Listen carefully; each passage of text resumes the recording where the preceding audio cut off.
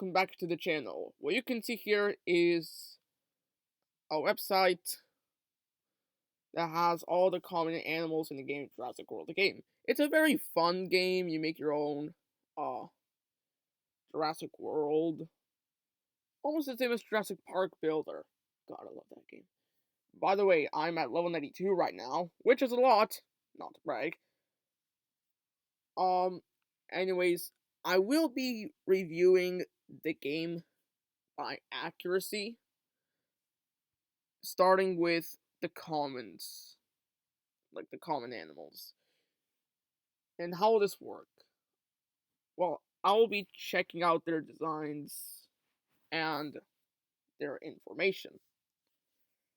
Before we get started, also note that this is just for fun. Anyways, let's get started. So here we have Alanka, and the design is okay. Their wings may seem a bit pointy, their legs may be too short along with the neck, and I think they may lack a crest, but it's still identifiable as an Astarchid. Now onto the information. Did you know that the Alanka is named after a mythological Arabian phoenix? Yes, that is correct. Alanka was named after Anka. The Alanka has a wingspan of 13 to 20 feet. The wandering albatross, by comparison, only has a wingspan of only 12 feet. That is correct as well. We're starting quite well. We've gotten to a good start. Discovered in Morocco in 2008, Alanka fossils date back 65 million years to the late Cretaceous period. Okay, Alanka was discovered in 2008, yes, but they did not live 65 million years ago. 65 million years ago, the dinosaurs, well, the non-avian dinosaurs, pterosaurs, and marine reptiles, they were all gone. They were already gone. Long gone. They pretty much died out 66 million years ago. And Alanka actually lived 95 million years ago in the Cenomanian stage of the late Cretaceous. The mythological phoenix Anka was not only huge but strong enough to carry away an elephant or a whale. Now that fact about Anka, I am unsure of. So I'll let that slide, I guess. Okay, next we have Argentinosaurus. There is a problem with the Argentinosaurus design. It has the wrong posture. Instead of looking more of a titanosaur, which it is, it looks more of an apatosaurine, sort of. I think the feet are wrong as well. Okay, I'll see the facts now. Enormous as adults, Argentinosaurus infants are quite small. They grow 25 times their original size by the time they reach maturity. Yeah, young sauropods start small, and as their age increases, so does their size, by a lot. Did you know that when the Argentinosaurus was discovered, its leg fossil was mistaken for a giant piece of petrified wood? I heard of that. Like, my grandparents told me about it. I even read, like, this magazine when I was little. I heard about it, so that was true. Due to their incredible size, the Argentinosaurus can only run 5 miles per hour. That's slower than a swimming sea turtle. Well, they obviously couldn't run since they were incredibly big. Now, the speed for any sauropod, I am unsure of, because I never got any good results of sauropod speed. I once discovered this insane Saltosaurus speed estimate from some twisted brain cell destroying son of a bitch of 80 kilometers per hour. Don't believe me? Check the link in the description and scroll down until you see it. Don't trust Skedaddle. At all. Anyways, the Argentinosaurus is one of the largest known dinosaurs to ever walk the earth. Well, I mean, it is the largest, but I mean, Argentinosaurus is also competing with Bruhactiosaurus for the title, largest land animal / dinosaur on the planet. Now, we don't know who is, like, the biggest. Like, we aren't exactly sure. Like, in the meantime, I guess it's okay to say that Argentinosaurus is still the largest. Okay. We're getting some good info. I like it. Next we have Bonitasaura. It has the right head shape, but I think we do have the wrong posture once again. However, we do have osteoderms. I guess the design is good for the most part. So on the info, it says at 30 feet in length, the Bonitasaura is quite small compared to its sauropod cousin, the Argentinosaurus. Well, obviously, the Bonitasaura is smaller than the Argentinosaurus in all terms of size. But it is longer than 30 feet, with some estimates of 32.8 to 37.1 feet. Kinda close though. With a square jaw, the Bonitasaurus blade-shaped teeth are ideal for shearing vegetation. Obviously, why wouldn't it? Did you know that Bonitasaura gets its name from the fossil Cory la Bonita? It means pretty lizard in Spanish. That is correct, and I didn't even have to research that. Because, if you guys didn't know, I am a Spanish guy. Yo hablo español. The Bonitasaura lived in the woodlands of South America during the late Cretaceous period some 65 million years ago. Once again, non-avian dinosaurs, pterosaurs, and marine reptiles were already gone 65 million years ago. They died out 66 million years ago. Also, Bonitasaura lived 86 to 83 million years ago in the Santonian stage of the late Cretaceous. Okay, our next animal is the Coloborhynchus. So on to Coloborhynchus. The design is good, but its wings are pointy.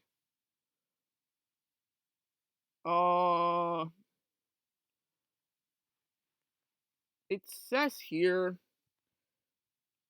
that the Coloborhynchus has a keel-shaped crest on the front of its jaws. It's broad, thinning from the base to the top of its head. Well, yeah, we can see that.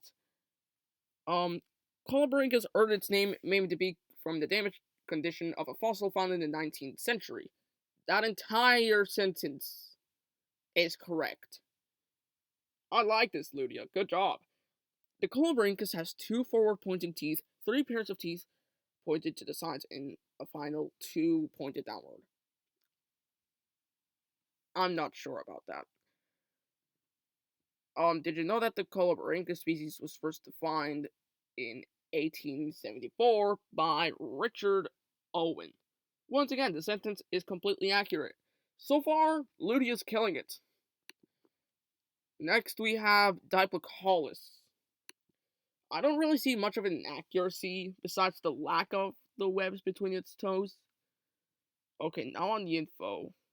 Like the Dimetrodon, the Diplocaulus is not actually a dinosaur. Okay, good job.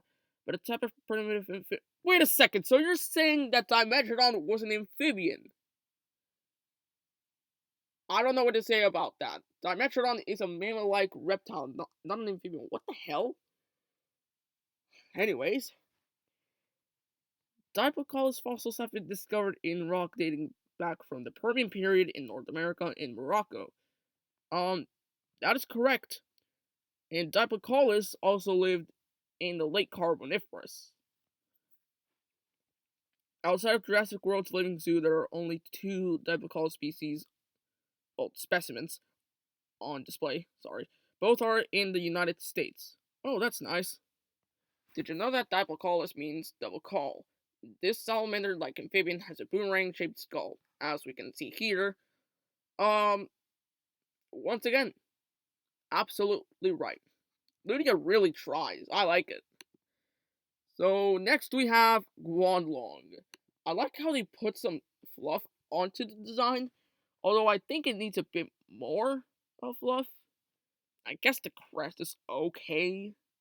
Something that's wrong is that the snout looks too broad and we have these depressing pronated wrists.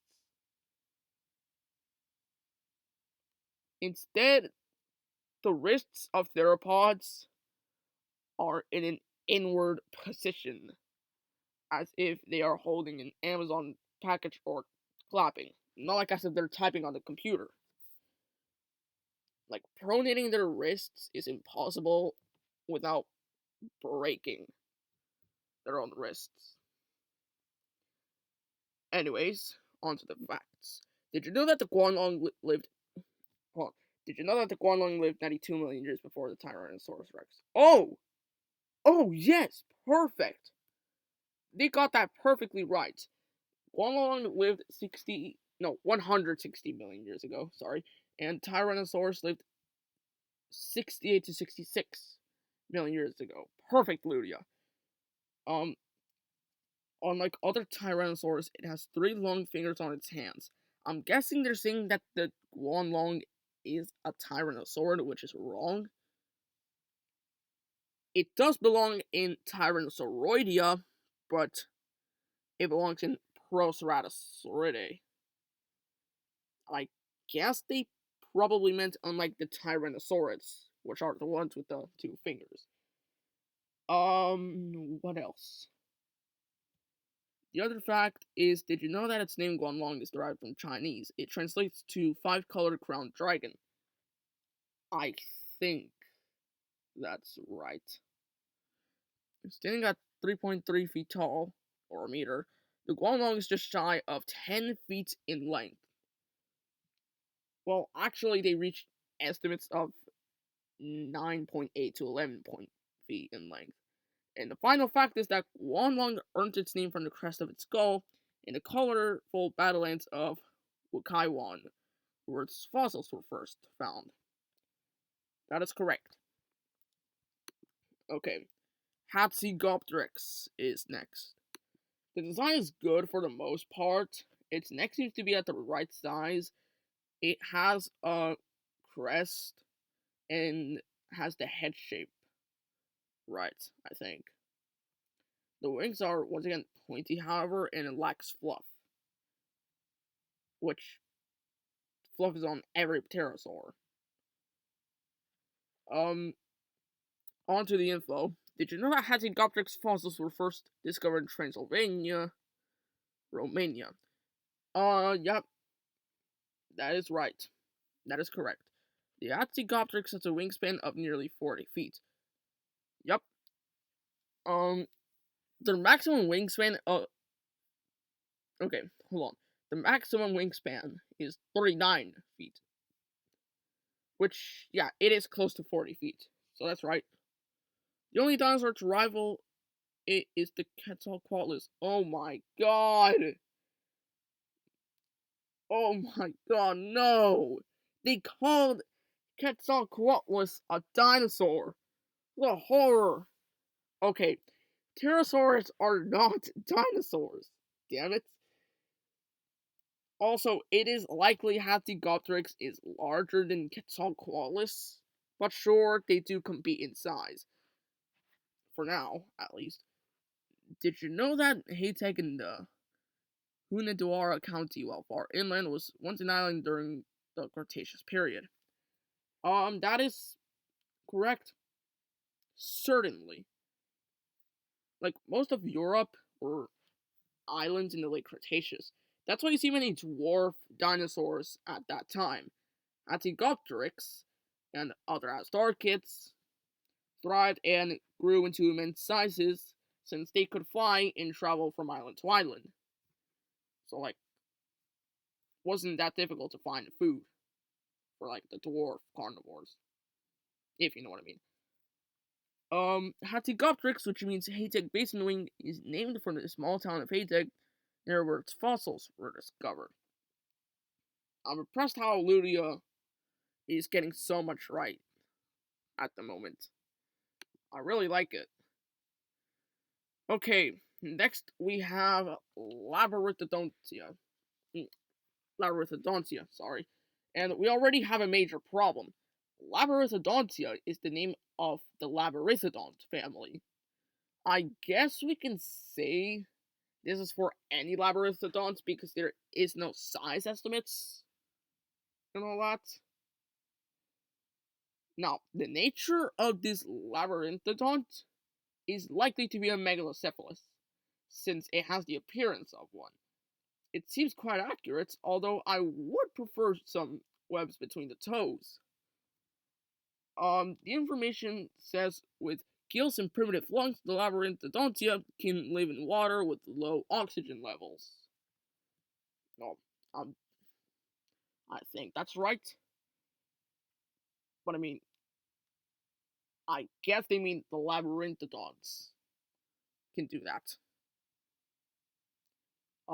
Labyrinthodontia is Greek for maze tooth.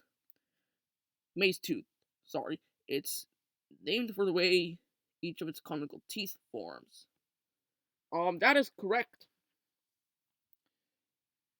That's where the family got its name. Like their modern frog descendants, the Labyrinthodontia lay eggs in the water, which then hatch into which then hatch into tadpoles. Sorry. Yeah, they do that. We got some examples of Labyrinthodonts doing so, and like the primitive amphibians and all that, like we were shown Hynerpetin in Walking with Monsters. God, I love that show.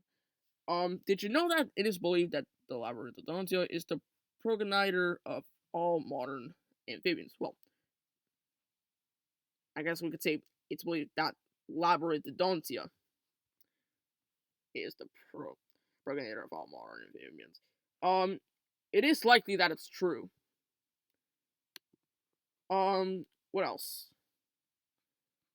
Right, Limnoscelis. So this depiction of a Limnoscelis just has 3 inaccuracies which we need to talk about. The head is oversized and probably too chunky, and the tail and legs are too short. Otherwise, it's pretty accurate. The info. Did you know that despite their light build, the Limnoscelis are actually quite large at 4 feet in length?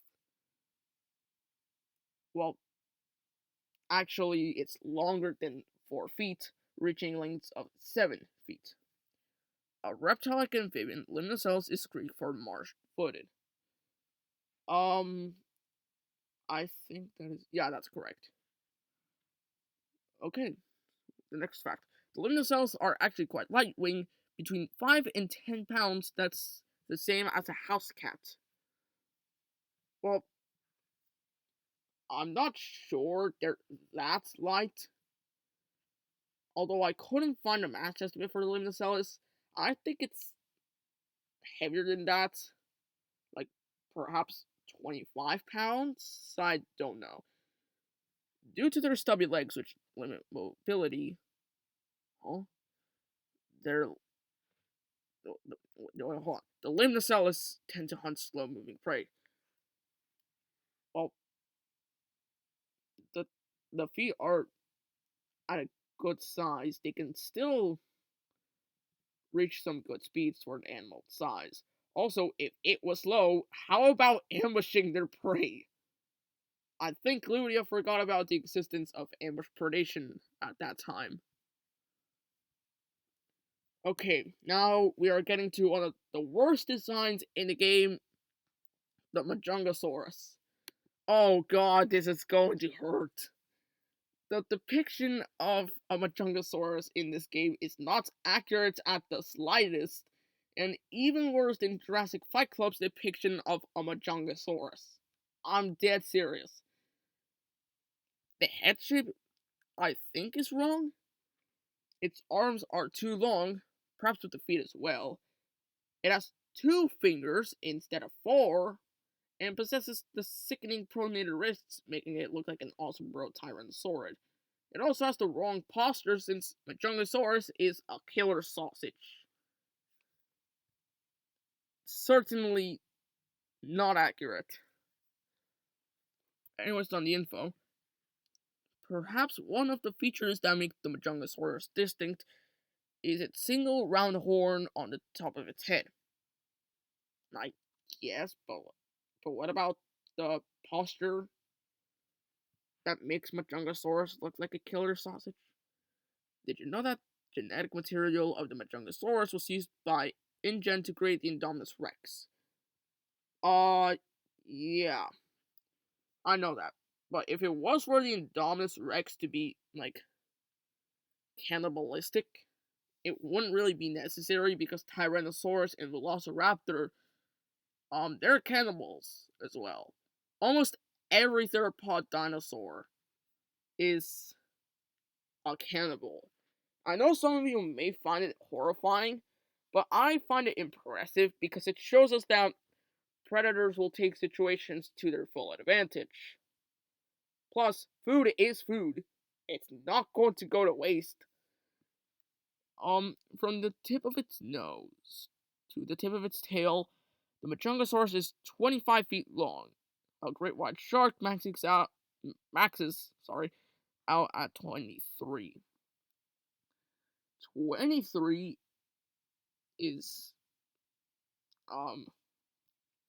an average estimate for Majungasaurus, but Majungasaurus also measured 26 feet in length. 25 feet long is forgivable.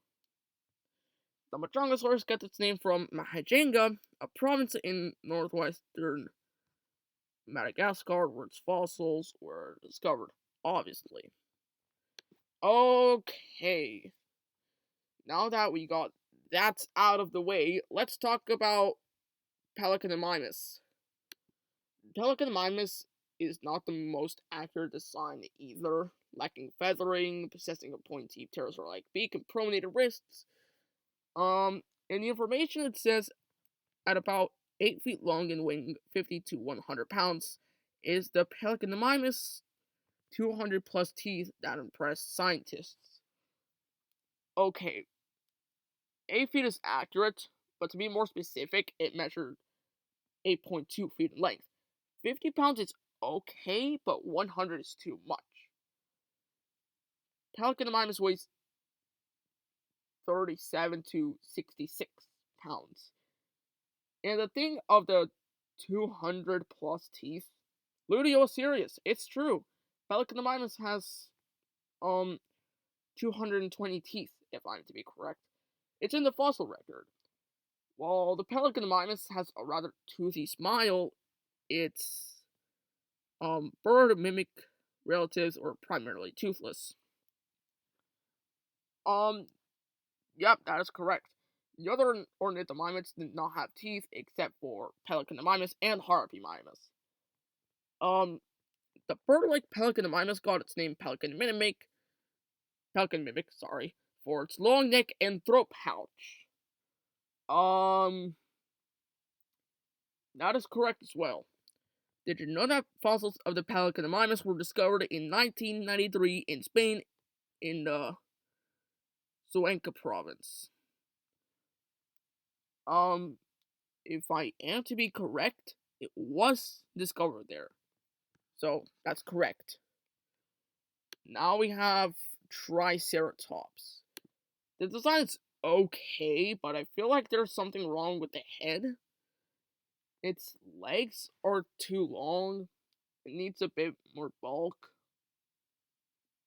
And even the feet are not right. Combining the backwards facing frill with the length of its skull, the Triceratops has a head length of over 7 feet. I think that's right. Did you know that the Triceratops can run at speeds of up to 10 miles per hour? A crocodile moves at 11 miles per hour. Triceratops is not that slow. It possibly ran 20 to 25 miles per hour. InGen's original Triceratops clones were shades of brown and beige. They lived in their own paddock with an alpha named Lady Margaret. Oh, that's nice. Greek for three-horned face, the Triceratops is easily identified by its distinct 3 horns and large frill, which is correct. Why wouldn't it? Okay, Our next one is Tropeognathus. This design is very accurate. Right head shape, right fluff, the crest is at the right size and all that. Like butt snout, that's what I mean. The only problem I see is the pointy wings. I'm impressed, Ludia. Let's see if you can redeem yourself here. Although, you probably are likely to redeem yourself here. In the comment section. So, in the info, it says the beak of the Tropeognathus sets this pterosaur apart as it has a large fin-like crest on its nose and chin. That's pretty much on every ornithocheirid. And Tropeognathus is an ornithocheirid, so yeah, that's correct. The Tropeognathus has a wingspan of 20 to 25 feet. That's the length of a modern crocodile. That is not right. Tropeognathus has a wingspan of 27 to 28.5 feet. So its wingspan is longer than the length of a modern crocodile. Did you know that Tropeognathus means killjaw in Greek? The tip of its nose is not unlike the fins under a ship, which once again is for every ornithocheirid for the tip of the nose thing. And killjaw is right. That's the meaning of Tropeognathus. The shape of its beak aids the Tropeognathus in hunting its primary food source, fish. Why wouldn't it? Next we have Tuojiangosaurus. This design is not the best when it comes to accuracy. Probably the most inaccurate when it comes to common herbivores. Its tail... the neck. Sorry. The neck is shorter, it has too much bulk, its legs are too short. The back plates need to be slightly higher.